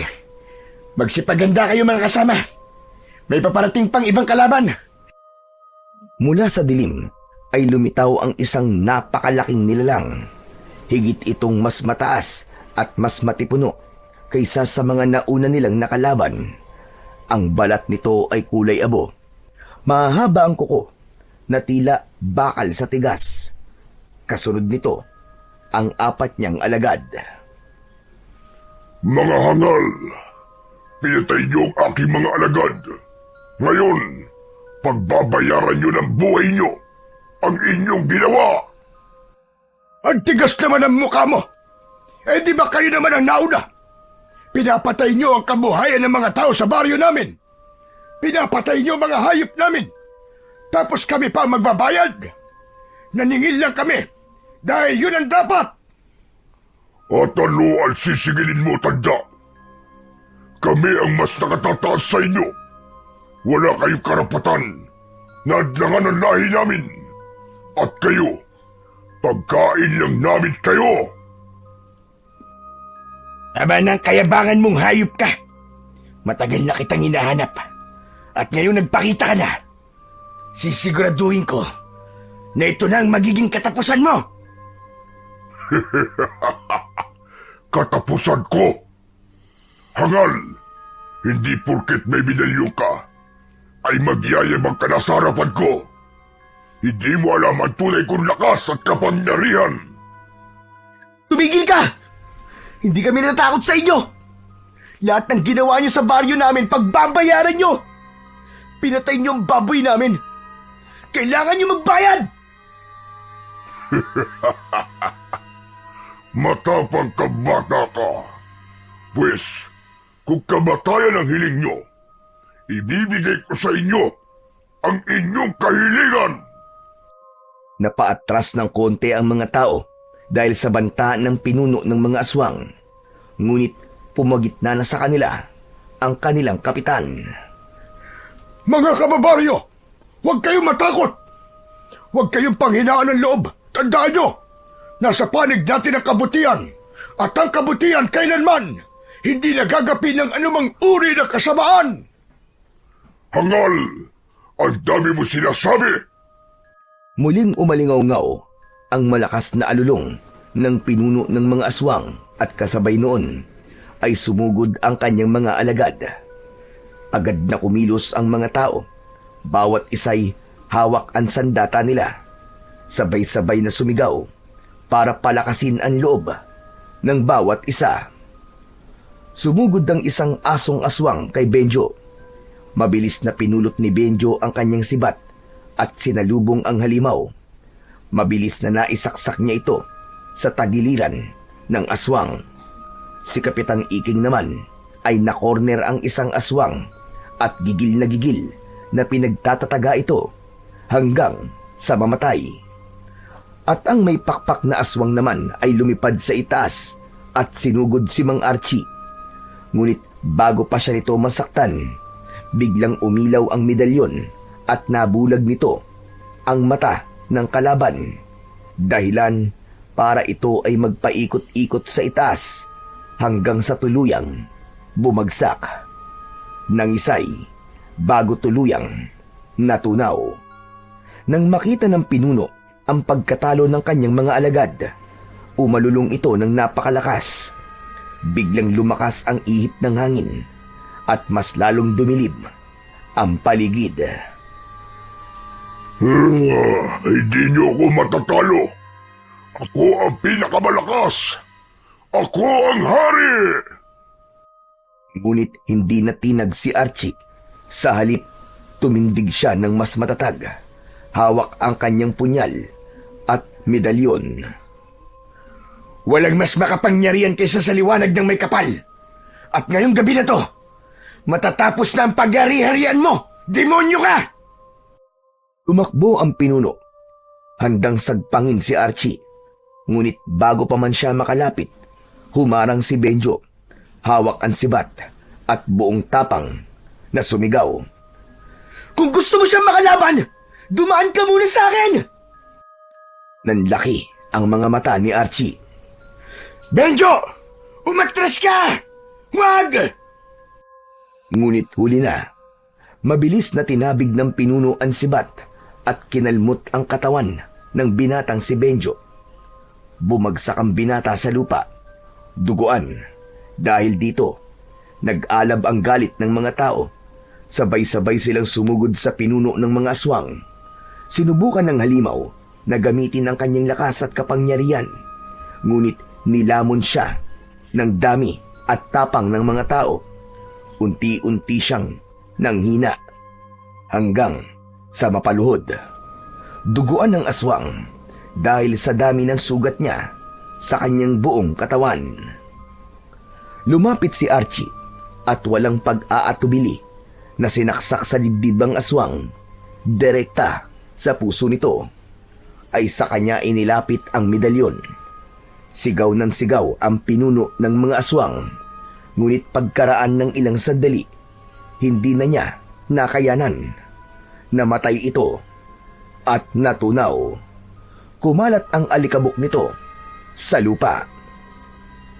Napuno ng katahimikan ang paligid. Hingal na hingal ang lahat, pawisan at may ilan din na sugatan. Ang iba ay tumakbo palapit kay Benjo na nakahandusay at nangihina na ito. Kapit lang, Benjo! Kapit lang! Kaya mo yan! Huwag ka matutulog! Lumaban ka, iyo! Mga kasama, pasensya na. Naging pabigat ako. Huwag mo sabihin yan, iyo. Ikaw ang dahilan kung bakit nagkaroon ng lakas ng loob ang marami para lumaban. Kaya napatay ang pinuno ng mga aswang. Pero masakit po ang kirot, saka mainit ang mga sugat. Kakayanin ko po ba talaga to? Kaya mo, Benjo. Kaya mo yan. Malakas ka. Huwag kang bibitiw. Lumuhod si Mang Archie. Inilapit ang kanyang medalyon sa sugat ni Benjo. Kumislap ito at dahan-dahang lumabas ang itim na dugo mula sa sugat. Wala nang kamandag ng aswang. Ayos ka na. Magpalakas ka na lang at magpagaling ng iyong sugat. Salamat po, Mang Archie. Tumayo si Mang Archie at tinignan ang mga tao. Wala na sila. Wala na ang mga aswang. Tapos na ang bangungot. Malaya na kayo. Malaya na muli ang baryo nyo. Nagunahan ang mga tao sa pagpalakpak. Ang iba'y napaluwa habang niyayakap ang kanilang mga mahal sa buhay. Tagumpay tayo, mga kasama. Hindi nila kayang talunin ang pagkakaisa natin. Ligtas na muli ang ating baryo. Sabay-sabay namang umalingaw-ngaw ang sigaw ng mga tao. Puno ng tuwa at pag-asa. Ilang sandali pa ang lumipas. Tinulungan na nila ang mga sugatan at umuwi na sila sa baryo. Tahimik ang lahat sa kanilang paglalakad. Pagdating nila sa baryo, kagad na sinalubong sila ng kanilang mga kababaryo na naiwan at ang kanilang mga mahal sa buhay. Nagyakapan ang mga magkakapamilya at halos lahat ay lumapit kay Archie at nagpasalamat. Ngunit sa kabila ng kasiyahan, biglang nagsalita ang lalaki. Bukas, pagsikat ng araw, aalis na ako. Tapos na ang laban ko dito. Nagulat ang lahat sa kanyang sinabi. Mabilis ang naging tugon ng ilan. Pero bakit naman? Kailangan ba talaga? Agad-agad ay umalis ka. Kaya nga naman, pwede ka namang dito na tumira sa baryo namin, Archie. Tama si Nanay, Mang Archie. Dito ka na lang tumira. Sandaling natahimik si Mang Archie. Pinagmasdan niya ang muka ng bawat isa. Napangiti siya at sa unang pagkakataon ay ramdam niya ang tunay na pagtanggap mula sa mga tao. Hindi na sila nagdududa. Hindi na siya pinag-iisipan ng masama. Hindi na panganib ang tingin sa kanya. Sa halip, ang mga mata nila ay puno ng pasasalamat at pagtitiwala. Salamat. Salamat sa inyong lahat, mga kasama. Pero hindi pa dito nagtatapos ang laban ko. Hanggat may aswang na gumagala, hanggat may mga taong nalalagay sa panganib, kailangan ko magpatuloy. Hindi ako maaaring manatili sa isang lugar lamang. Tahimik ang lahat. Mabigat ang kanilang dibdib sa naging desisyon ng lalaki. Pero tinanggap nila yon. Masumanga sila sa angking dedikasyon nito sa kanyang mga gawain. Ang dating estranghero na kanilang kinatatakutan at gustong itaboy. Ngayon sa mga mata nila, isa na itong bayani at tunay na tagapagtanggol. Lumapit si Archie at niyakap ng maigpit si Kapitan Iking. Kapitan Iking, maraming salamat po sa lahat. Sana, ipagpatuloy mo ang maganda mong pamumuno sa baryo na to. Gabayan mo silang lahat. Oo, Archie. Gagawin ko yun. Maraming salamat din sa lahat ng tulong mo. Hindi ka namin makakalimutan. Pagkatapos, nilapitan niya si Benjo. Inabot niya rito ang isang maliit na agimat na nakatali sa pulang sinulid. Teka, ano po ito, Mang Archie? Ang bagay na yan ay isang agimat, Benjo. Sa'yo na yan, dahil napahanga mo ko sa angkin mong katapangan. Ito ang tanda ng paghanga at tiwala ko sa'yo. Magagamit mo ang bagay na to sa pagtatanggol mo dito sa baryo nyo. Hindi ko alam kung magkikita pa tayo ulit.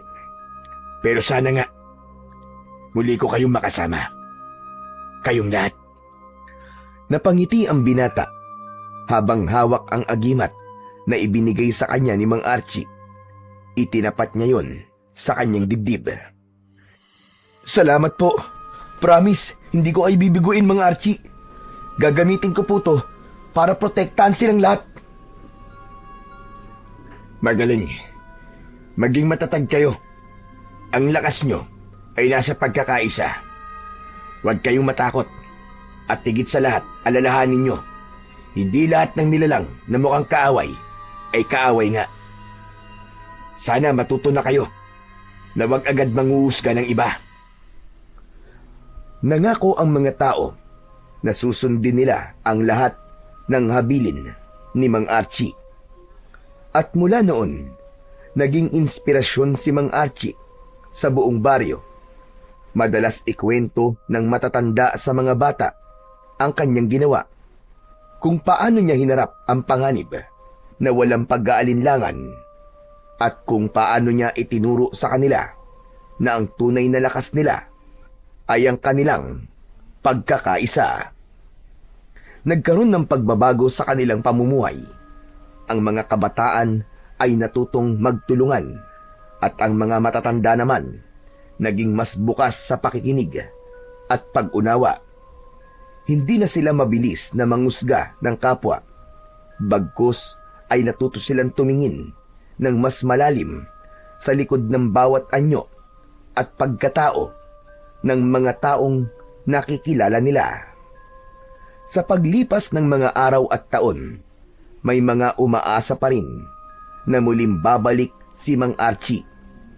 Ang lalaking naging alamat, isang gabay na patuloy na nagbibigay ng lakas at pag-asa sa bawat puso ng mga taga-baryo na kahit wala siya sa kanilang piling, ang kanyang alaala ay mananatiling buhay kailanman.